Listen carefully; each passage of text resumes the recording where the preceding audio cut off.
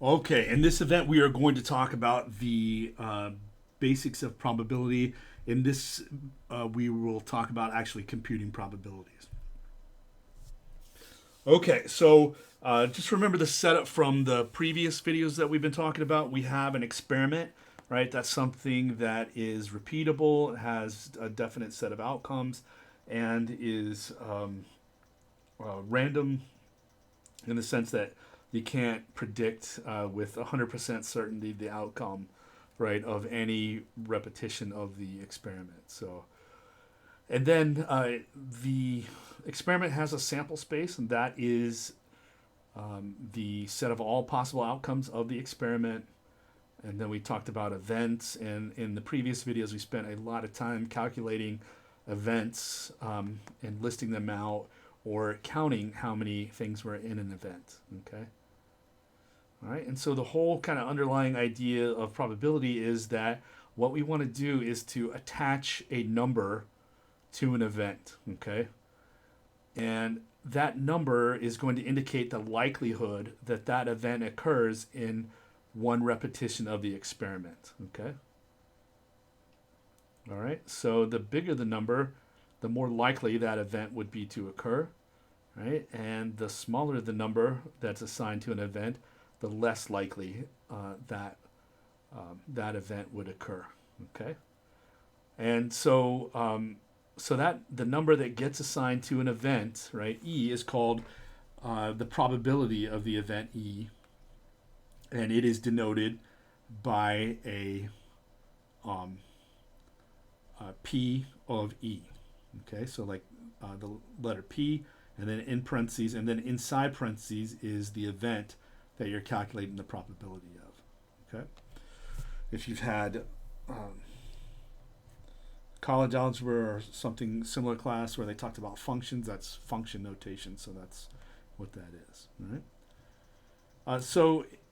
As a first example, let's say our experiment is rolling a standard six-sided die, and let E be the event that a number greater than 5 is rolled. Then the probability of the event E is 2 out of 6. Okay. So in most of your classes, your teacher probably makes you reduce these fractions here. Um, so in this class, you don't have to do that too much. Although on some of the tests and quizzes, you might have to reduce that down or convert it to a decimal there. But sometimes when you're talking with probability and the formulas that we do, it's easier just to kind of wait till the end to do that sometimes. So I'm just saying in this class, it's a good reason for your teachers have good reasons for making you reduce those things down because generally that's what you want to do. The simpler it is, the better chance you'll make less mistakes in the long run. So okay, and so how do we come up with that number? Well, the basics of it is that there are two numbers, right, that are greater than um, well, it says greater than, so greater than a 5, it actually should be a 1/6 if we want to be totally correct about it. So I probably meant to say greater than or equal to 5 is rolled, so then it would be 2/6. But anyway, um, so if it's greater than or equal to 5, then there's two numbers, right? That would be a 5 or a 6. And so the event E would be have a 5 and a 6 in there. So there's two things in the event and 6 things in our sample space. Okay. If it's greater than, it really should be 1/6. Okay. But we'll talk more about that in a minute. So there are some basic things that you need for probability. Um, and the setup for probability, the two things that you need are you need to assign numbers to each element of the sample space. And you've got to do that in a certain way, right? First off, each number has to be a positive number. And then when you add all of the numbers up, it has to come out to equal 1. Okay? So those are the two rules. So for instance, let's take a look at an example. And that is we pull a Skittle out of a bag of Skittles and observe the color. Okay? So that's our experiment. Our sample space would consist of the colors in the bag of Skittles, so green, red, orange, yellow, and purple. And then what we would do is to assign some numbers to those outcomes, right? So I'm going to assign, and this is not a realistic assignment of numbers, but just an example. So I'm going to assign 1/6 to green, 1/6 to red, 1/6 to orange, 1/6 to yellow, and 2/6 to purple. Okay. So it says verify that this assignment of numbers satisfies those two properties. So remember the two properties were every number has to be positive and they have to add up to be 1, right? So clearly these are all positive numbers, right? So I just have to verify that these add up to 1. So what happened to my tab here? All right, so my numbers were 1/6 plus another 1/6 plus another 1/6 plus another 1/6 plus 2/6. So those are my numbers, 4 1/6 and a 2/6. If you add fractions right, then if they have a common denominator like all these do, then you just add their numerators together. So that would be 1 plus 1 plus 1 plus 1 plus 2. You add all that up and you get 6/6, which is 1. Okay? So this assignment of numbers does satisfy those two properties. Okay? So that's all you need to start calculating the probability of events. And, what you would like is for this assignment of numbers to reflect reality, right, as much as possible. Now, in our case, I just made these numbers up, so it probably does not represent, right, that the real life situation with a bag of Skittles. Okay? So, now that you've made those assignments, right, to those elements of your sample space, it's really easy to calculate the probability of an event, especially if you know exactly the elements that are in the event. Okay. So if you have an event E, the probability of the event E is the sum of the numbers for elements in the event. Okay. So right off the bat, that gives us this property, right? If we're adding up these numbers and all of them add up to 1, and they're all positive, right? Then the probability of any event always has to be greater than or equal to 0 and less than or equal to 1. Okay? So that's number 1. If you have, a question that's asking you the probability, don't put an answer that's bigger than 1 because that's going to be wrong. Okay? The probability of an event is always, right, greater than or equal to 0, always less than or equal to 1. All right, so let's go back now and calculate the probability of an event with this setup. All right. So again, our experiment is we pull a Skittle out of a bag of Skittles and we look at what color it is. Our sample space then would be green, red, orange, yellow, and purple. And remember, this is the assigned number, right? And so what we want to do is find the probability of the event A, right? So the event A is the event that the Skittle picked as purple, right? So that is a subset of our sample space, right? And it would be the set containing only purple, right? And so what we would do is look up the number for purple and all of the others in the event, if there were any others, and add all their numbers together. Since it's only purple, right, purple's number is 2/6. And so therefore,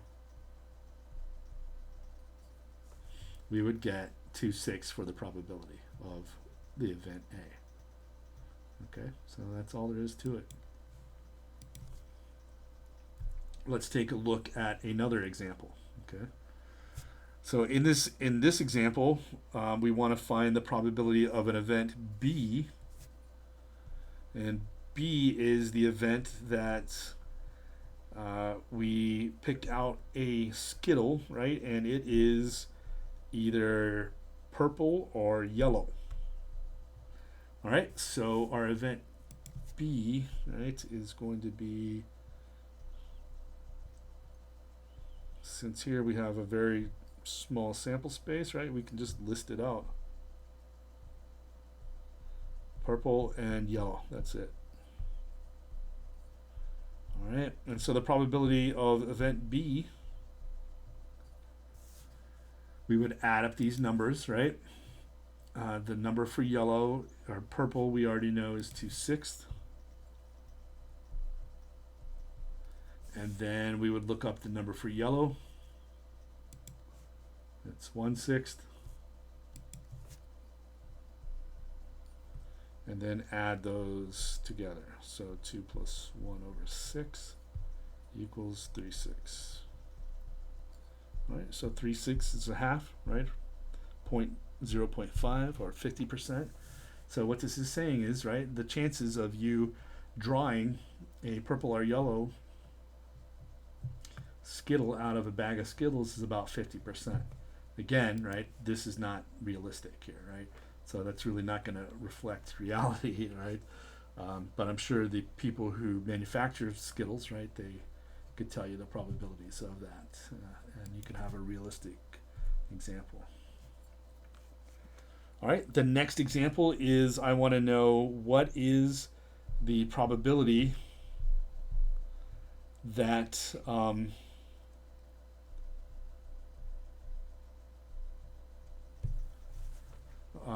or let C be the event that the Skittles picked is not purple, and we want to find the probability of that event. So not purple, right? It means that the Skittle is either green, red, orange, or yellow. Right? That would be our event C. Right? Those are the outcomes in the sample space, right, that satisfy being not purple. It's basically everything but purple. Okay. All right, and now we want to find the probability of C. So again, what we would do is just look up these numbers, right, and believe they're all 1/6, right? Green was 1/6, the number with green. The number we picked out for red was 1/6. The number we picked out for orange was 1/6. The number we picked out for yellow was 1/6. And so when we add all those up, we'll have a common denominator. So we get 4/6, right? Or 2/3. So that would be the probability of not picking a purple.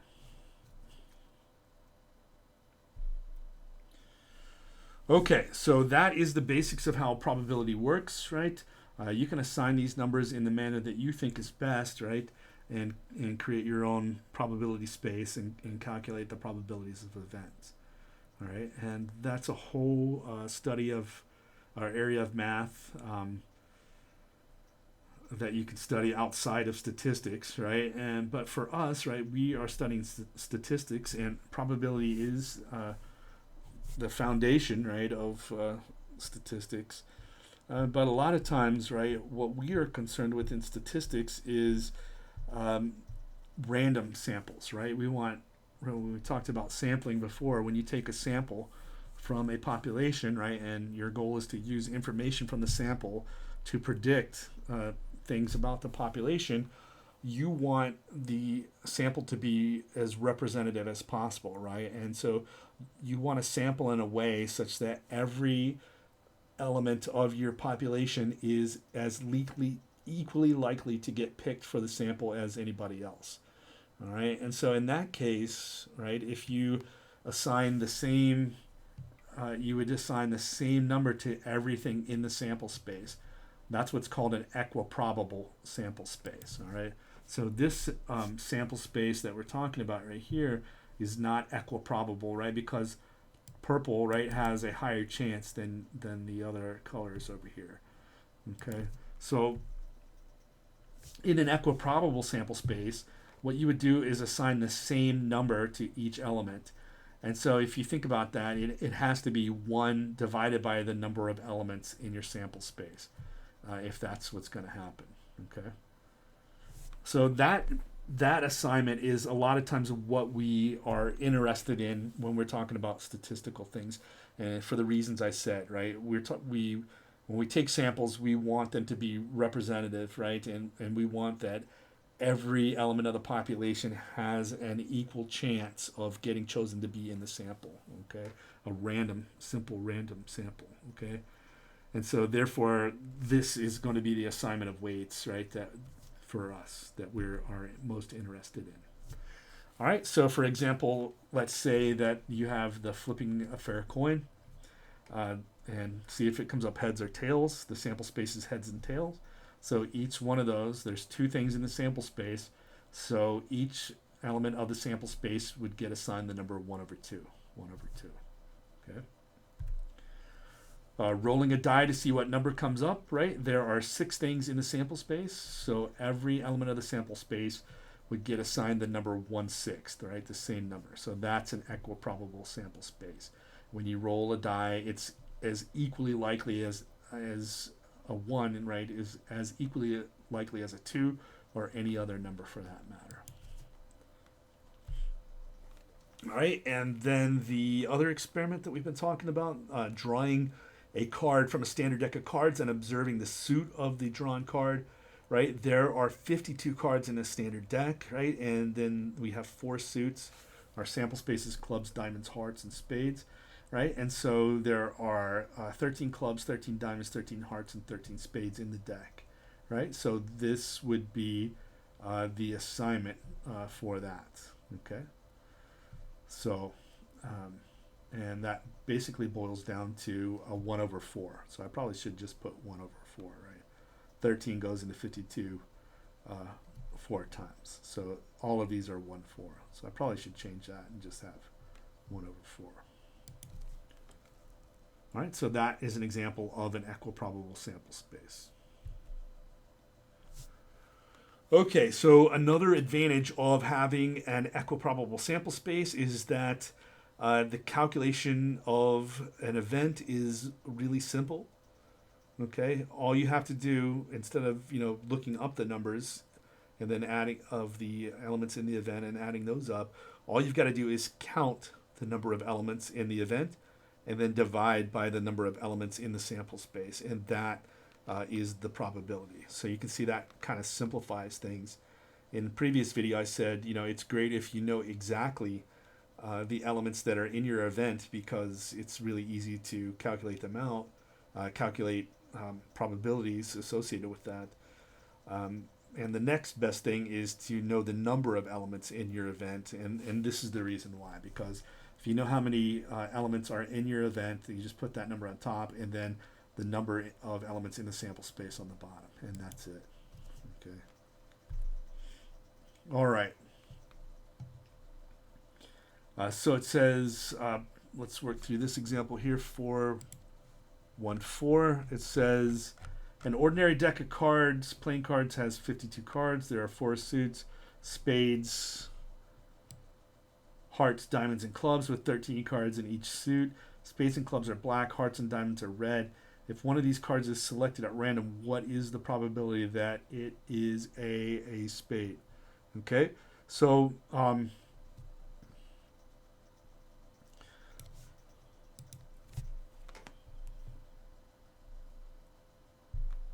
all right, so let E be the event that a spade is drawn.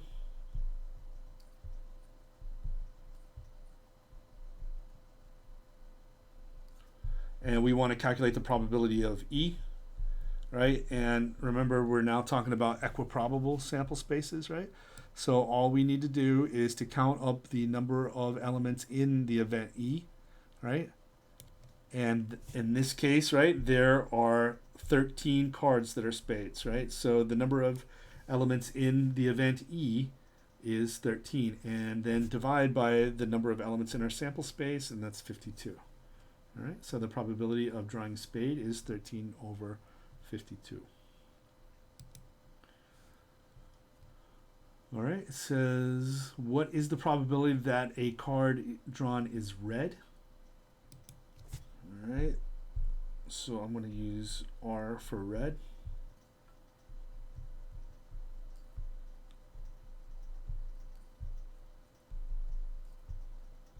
and we want to calculate the probability of R, right? So again, we're dealing with the equiprobable sample space.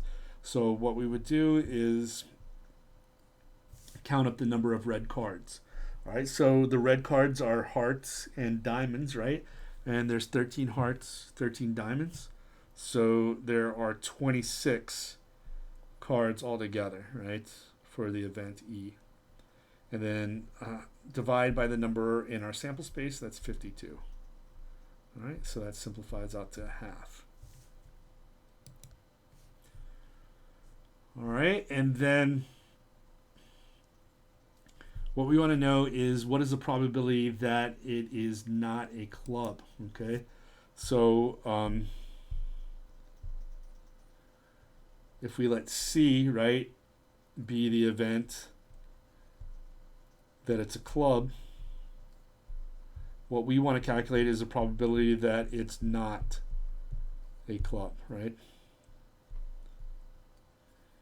And again, since we're talking about an equiprobable sample space, all we would have to do is count up the number of cards that are not clubs, okay? So, not a club, right? That would mean you have 13 spades, 13 hearts, and 13 diamonds, right? So those are all the possibilities. So not being a club, right, there are 39 cards that are not clubs. And so we would just add all those up. 39 over 52. Okay. All right, so I think that is it for this. It says round your answer to 3 decimal places. You can do that. I'm just going to leave these as fractions. On the quizzes, you'll probably have to convert your answer to a decimal. On the tests, probably not. So probably just pick out the fraction, okay, on that. All right, so that's it for this video. I am going to break out these homework or these example problems into separate videos.